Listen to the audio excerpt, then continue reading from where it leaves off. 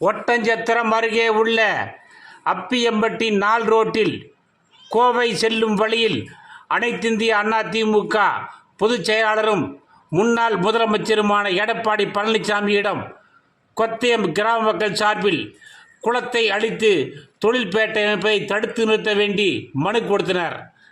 அனைத்திந்திய அண்ணா திமுக பொதுச் செயலாளரும் முன்னாள் முதலமைச்சருமான எடப்பாடி பழனிசாமி மதுரையில் இருந்து கோவை செல்லும் வழியில் ஒட்டஞ்சத்திரம் அருகே உள்ள அப்பியம்பட்டி நாள் ரோடு கிராமத்தில் அனைத்திந்திய அண்ணா திமுக ஒட்டஞ்சத்திரம் கிழக்கு ஒன்றிய செயலாளரும் அம்புலிக்கை ஊராட்சி மன்ற தலைவருமான NP நடராஜன் தலைமையிலும் தொப்பம்பட்டி கிழக்கு ஒன்றிய செயலாளர் அப்பன் என்ற கருப்புசாமி முன்னிலையிலும் எடப்பாடி பழனிசாமிக்கு வரவேற்பு கொடுக்கப்பட்டது.